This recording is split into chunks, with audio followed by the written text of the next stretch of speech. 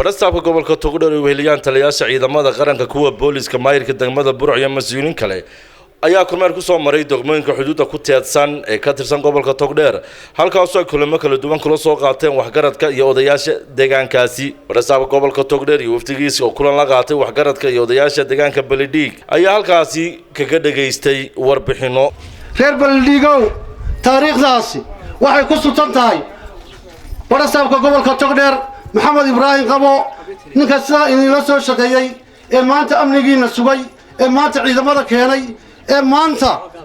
الحلا يعاو أين إسكومي الحين نكسر شقيي وبرسالك قبل كتقدر ما أقولين ما ردنا لدونتو إن قفير سوملاني ميل وشوجبا إن عد كود من دابي سمر دعيسو وإذا مضى قلب كالسداه الجمهورية الصومالية لأن النوعية بدنك كوباني waxa ay habeeniyeen maalin u soo jeedaan ama diyaar u yihiin waxa weeye waa nabadgelyada shacabka reer Soomaaliland weeye maalin dambe dhici mayso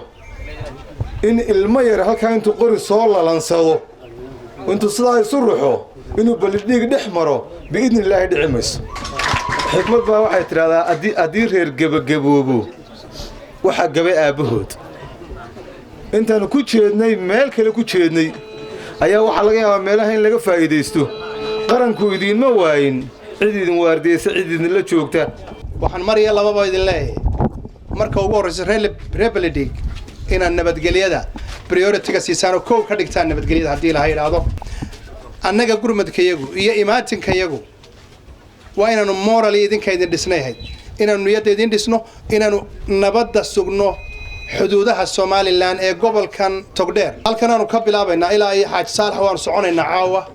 goob kasta iyo degmo kasta iyo tuulo kasta waan maraynaa dibna ugu dul qaadan mayno mana dhici doonto in dadka iyaga lagu handido iyagoo dalkoodii jooga halkan dawladdu aad bay uga shaqayn doontaa ciidanka maanta yimina uu joogayaa waxaan idinku ballan qaaday inuu joogo in la soo kordhiyo mooy lama dhimayo waxaan halkan si gaar ah tacsi uga dirayaa dadkii sida arxan darrada ugu dhintay jaamacad Dubai ilaahay waxaan uga baryaynaa ilaahay naxariista janno ka waraabiyo innagana samiriya iimaan hay naga siiyo dhibtu waxay ka dhaceen waxay ahayd deegaanka Ethiopia ku taala laakiin dadku way siihiin weeye Soomaaliland way haayeen waayo waxaan ku cadeynayaa dhaawacoodii maanta degmada Burco ayay yaalaan dadkii ka soo qaxay ilaa Gaashaamo maanta Duruqsi bay la joogaan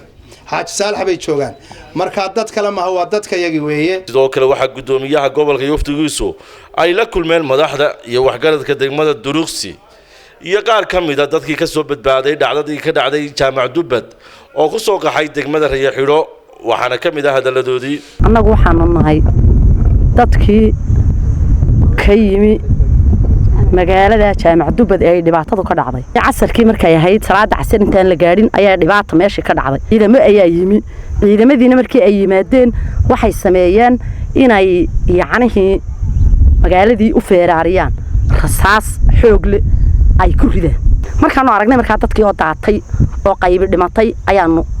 qof waliba yiri nafta aan la cararo markii aanu cararayna dadkii lagama hadhine waana la eryaday dib markaa xoog leh ayaa meesha ka dhacday dad xoog lina uu ku dhintay dhibaatada ayaanu anagu imika ka guryanimi gudoomiyaha gobolka Togdheer ayaa soo maray degmada Xaaj Saalax iyo degmooyinka